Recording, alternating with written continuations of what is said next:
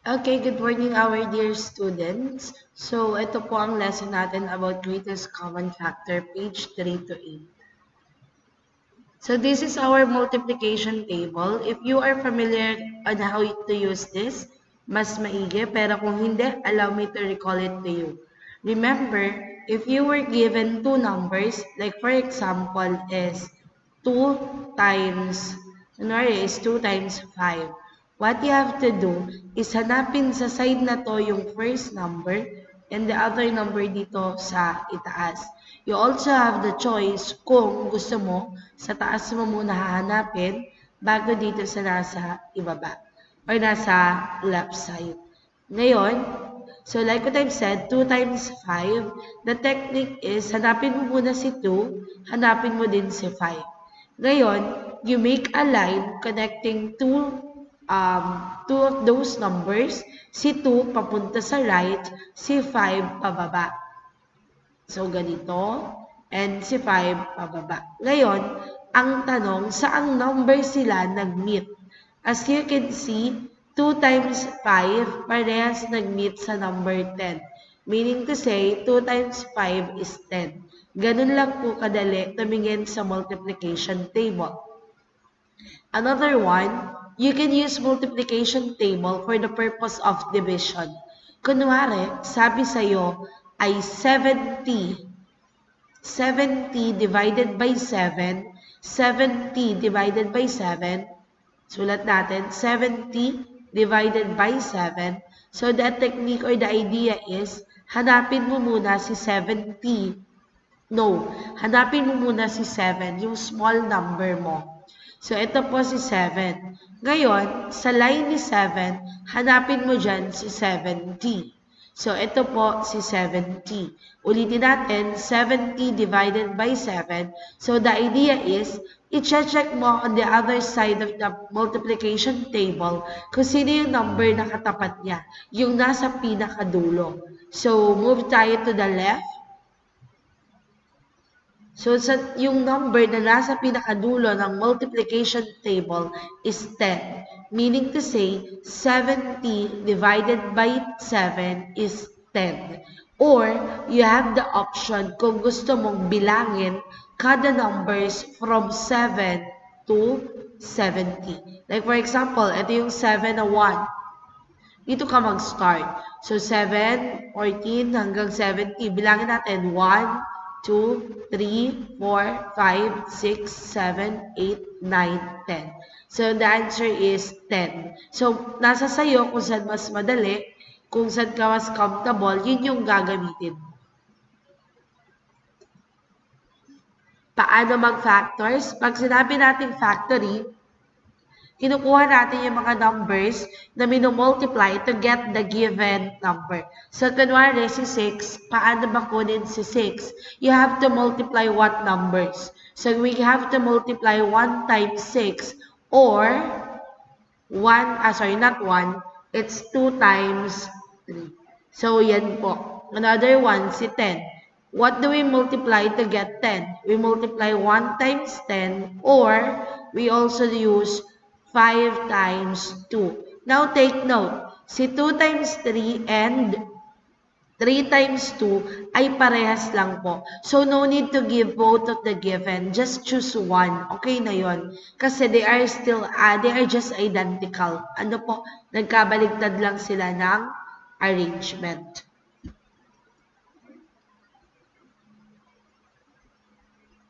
For the variable naman po, take note of this, ang variable, kaya po siya nagkaroon po ng mga exponent, it's because of the idea of multiplication.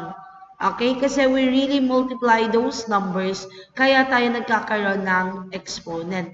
So in this case, para lang po mas madali nating maunawaan, si exponent, o ito pong maliit na number sa taas ng letter, is what we call the exponent. Siya po yung nagsasabi kung ilang letter po yung nire-represent niya.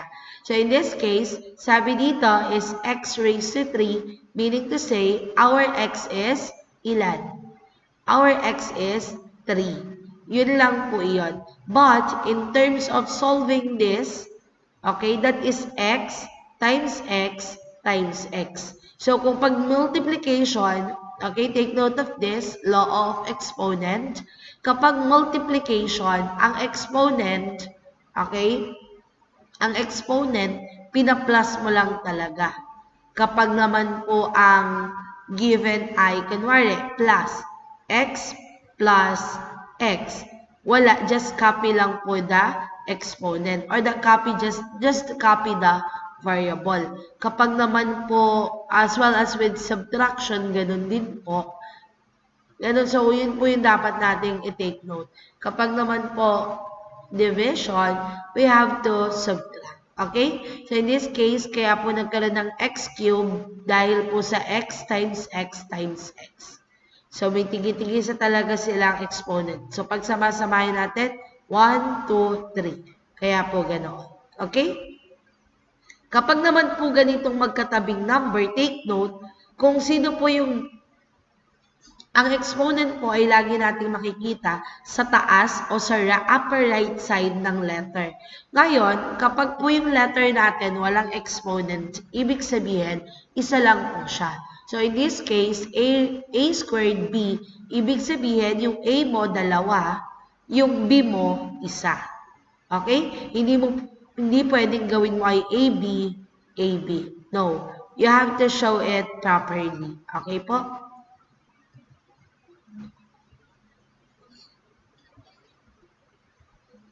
If you want, you can try to factor this out as well as our other given kanina, which is this one.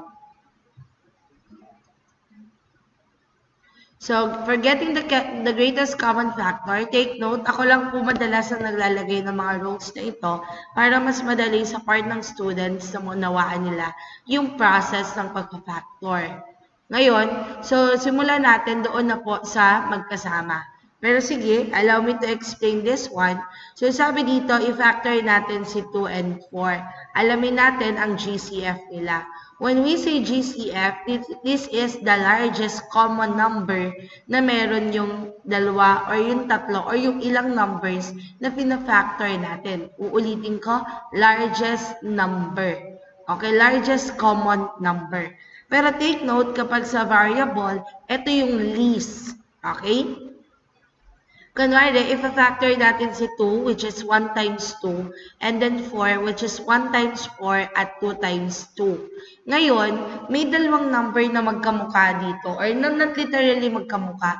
May dalawang number tayong nakikita na common kay number 2 at kay number 4.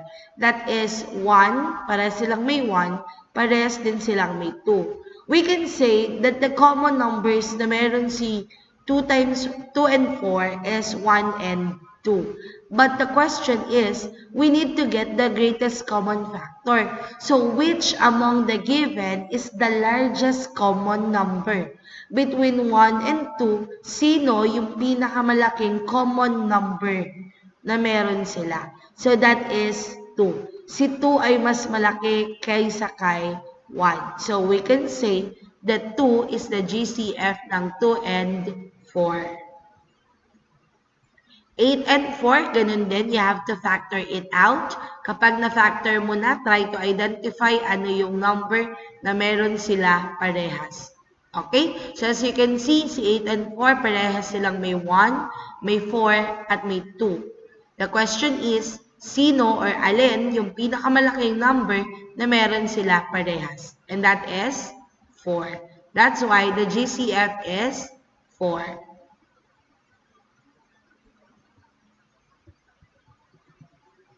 So, paano naman po kapag sa variable? Kapag sa variable, ganito yung technique. Di ba kanina, itinuro ko paano i-factor yung letter.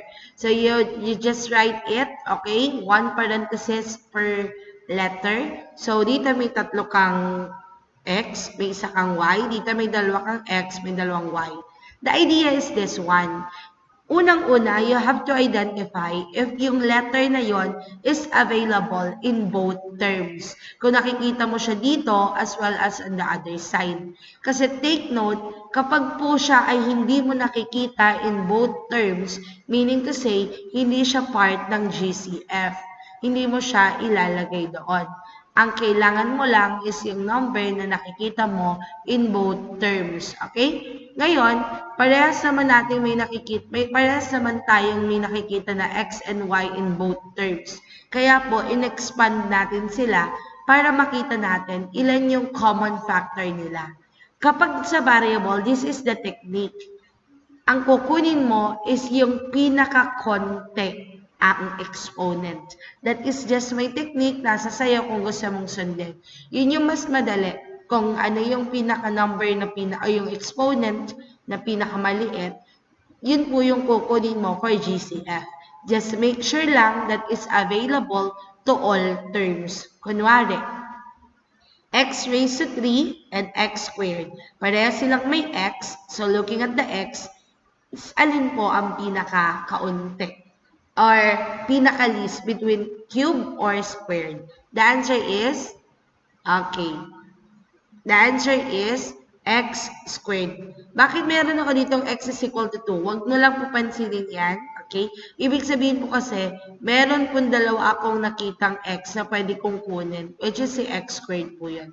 Ngayon, sa y naman tayo, we have y and y dito, dahil ngayon sila po ay patas, okay? Parehas lang silang may 1 na exponent. Kapag po parehas sila, magkamukha naman po, you get that letter na po, okay? So simply y.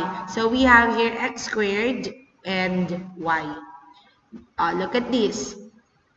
Anong GCF ni h raised to 5 at h raised to 3? The answer is h raised to 3.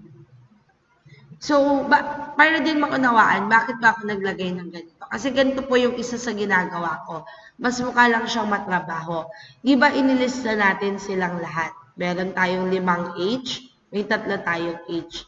Ngayon, ang ginagawa ko, hahanapan mo sila ng ka-partner from the other given. So, si H raised to 5, yung mga H niya, hanapan ko ng partner dito. So, ganito. Ito magka-partner. Ito magka-partner. Ito magka-partner. Ilan yung may mga ka-partner? 3. So, the answer is h raised to 3. But sabi ko nga, mas madali kung tatandaan mo na lang kung ano yung may pinakakaunting exponent as long as available in all terms, yun po yung kukunin mo. So, ngayon, kapag nagko-compare naman tayo ng ganito, hindi ko na po pahahabain kasi medyo mahaba yung unawain yung nakalagay kanina. Ganito lang ang technique. One at a time lang, anak. Simulan mo sa simulan mo sa number, saka mo kunin yung mga letters. Ganito lang. Tinuruan na kayo paano kumuha ng GCF ng number. So, 6 and 2, gawin mo, i-factor mo. So, 6, ano yung mga factors ni 6? And then, 2. Ano yung mga factors ni 2? Ngayon, nung naisaad mo na or nailagay mo na yung factors, bilugan mo yung common. Okay? Lahat ng common na nakikita mo. Para hindi ka rin malito, you can just look on the top numbers o yung mga numbers sa taas na may bilog. Kasi sila na lang din naman yung titignan mo. Ano? So, we have 1 and 2. Between 1 and 2, sinong mas malaki? Mas malaki po si 2. So, siya po yung ating number. Okay? Siya po yung GCF pagdating sa number or sa coefficient. Sa variable naman po, uulitin ko, take note, dapat available siya in both side. Both side ba tayo may nakikitang D? Yes. Ang tanong, ito ay isang D. Ito, dalawa. Sinong pinakamaliit sa kanila? Pinakakaunti. That is D. So, siya po yung ilalagay natin. Next. G raised to 2 at G raised to 2. Dahil sila naman po ay magkamuka at available din naman both terms, so dapat ika-copy-paste mo lang siya. Ganun lang po kadali. The answer is 2D G squared.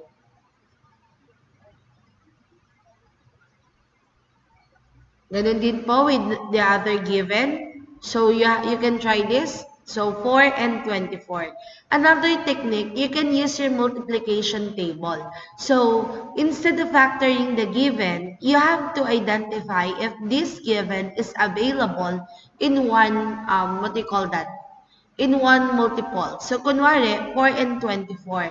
Kung ifa-factor ko pa sila, ganito po yung mangyayari. 1 times 4, then, 2 times 2. Tapos, ifa-factor ko pa si 24. 1 times 24, what else? 4 times 6, what else? And so on, tuloy-tuloy. So, though available na naman yung sagot kanina, ano po? Pero ganito kasi yung isa pang technique.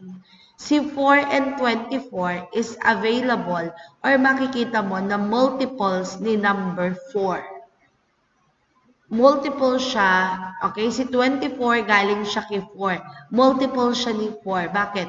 4, 8, 12, 16, 20, 24. Parehas available si 4 at si 24. Saan sila galing number? Sa number 4. So, we can simply put yung smallest number, pero take note, upon i-check mo pa to, kung yung smallest number ba na given is multiple niya yung mga large number. In this case kasi, oo, kaya we can simply write it. Ngayon, ganun ulit, may 5 kang y dito, meron kang 3. Sinong pinaka-konti? Y raised to 3. Very good.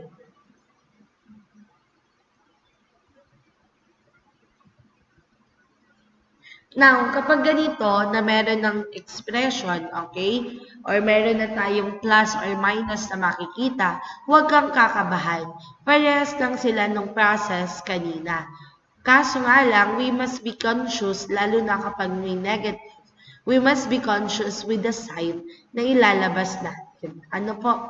So, look at this. Ganun lang din. Kunin lang natin ang GCF. 5 and 25, thinking of the two number, pare silang multiple nino. Para madali. Multiple sila ni number. Yes, multiple sila ni 5. The next question is, ito may n raised to 3. May variable ba dito? Wala ka nakikita kahit anong letter. Di ba ang sabi ko, kapag hindi available yung letter in both terms o sa mga terms na given, therefore, bawal siyang maging GCF. So, the only GCF na meron tayo is 5. Ganun lang po. Another example. So, medyo connected lang to doon. Di pa tayo. Okay, dito tayo. 45, 30, and 60. So, 45, 30, at 60. Okay, you first step, factor it out. After mo i-factor yung number, you double check the letters. Okay, the variable. So, 45, 30, and 60 ay pare-parehas factors ni number 15. So, ang gagawin mo, dito ka na po sa mga variable. U raised to 2, U raised to 4, U raised to 3. Sinong pinakamaliit? U raised to 2. Next. V raised to 4, B raised to 3, B raised to 5. Pinakamaliit, V raised to 3. W raised to 3, W raised to 4, W raised to 2. That is W raised to 2. So, yan lang po ang pagkuha ng GCF. Pag sinabi naman natin common monomial factor, ganito, isusulat natin yung mga natira natin sa loob. Di ba, kinuha natin yung GCF. So, ilalagay din natin yung mga factors na sa loob ng parentheses. Ganito po ang technique para mas madali. Take note, hindi ako ganun kasigurado with this one, pero para mas magets kasi ng students ko, ganito po yung ginagawa ko. Pinapatandaan ko sa kanila na yung nasa labas nito ay yung mga GCF. Ngayon, kung ano po yung nasa loob nito is from the operation ng division. Okay? Pero don't worry, i-guide ko kayo ng mas madali. Ganito lang po.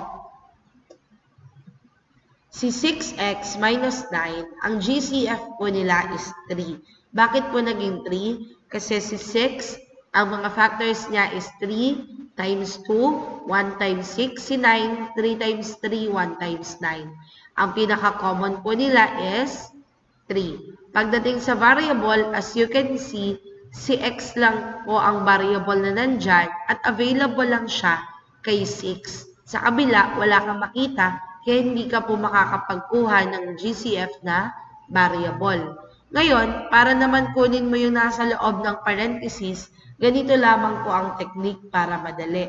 So, you have your 6x minus 9 equal 3. The operation class is division. Ganito lang po, 6 divided by 3, you have your multiplication table, pwede mong gamitin. Okay? 6 divided by 3, that is 2. Ngayon, yung x mo na ito, okay, nandyan siya. Hindi naman siya kinuha ni 3. So, kapag may mga variable tayo na hindi naman natin nagalaw, hindi natin nabawasan, all you have to do is i-copy-paste ito papuntang final answer. So, 2x minus 9 divided by 3, the answer is 3. Okay? Malinaw po tayo?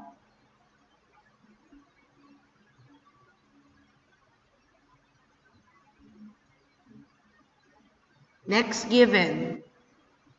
So, 4y raised to 5 minus 24, the GCF is 4y raised to 3. Ngayon, 4 divided by 4, that is 1. Ganito siya. Meron ka dito, ang idea talaga is division. Y raised to 5 divided by y raised to 3. Pero ganito yung ginagawa ko para mas madaling maunawaan ng students. So, meron ka ditong y raised to 5. Ibig sabihin, meron kang 5 y. Okay? Yung 5 y mo, kinuhanan mo, ibig sabihin, kumuha ka. Okay? Kumuha ka ng 3. At yung 1, 2, 3. Ang tanong, ilan na lang yung natitira? Yung natitirang y na yon, isusulat mo sa loob ng parenthesis. The answer is y raised to 2. Ganun lang po siya. Another one. 24 divided by 4, that is 6. The sign is negative. Another one, pagdating sa sign, all you have to do is to copy-paste it. Kapag positive naman po yung inilabas mong number. Okay? Pero kapag negative yan, you have to change the sign. Now, 24 divided by 4, that is 6. Y raised to 3, kumuha ka ng y raised to 3, may natira pa ba? The answer is wala nang natira. Ma'am Zai, anong gagawin ko kapag wala nang natira? Ganito po. Kapag variable o yung letter wala nang natira, you just leave it blank. Okay? Or hayaan mo lang siya. Pero take note, kapag yan po ay letter lang, wala mismong number. As in, yung letter din na yun ay kamukha ng GCF mo, all you have to do is to put number 1. Ganun din po with the, for example, nakuha mo na lahat. So, kunwari, 24 or like this one. Okay? Kunwari lang po. 4y cubed. 4 divided by 4 is 1. Okay? Kunwari, 4 divided by 4 is 1. Tapos, y, 3. Kumuha ka ng 3, may natira pa wala. So, you just simply put 1. So, kapag po magkamukha po sila mismo, all you have to do is to put number 1. Ganun lang po. Pero in this case po kasi, the answer is not 1 but 6. The answer is 4y cubed, quantity 1y squared minus 6. Ganun lang po kumuha ng common monomial factor.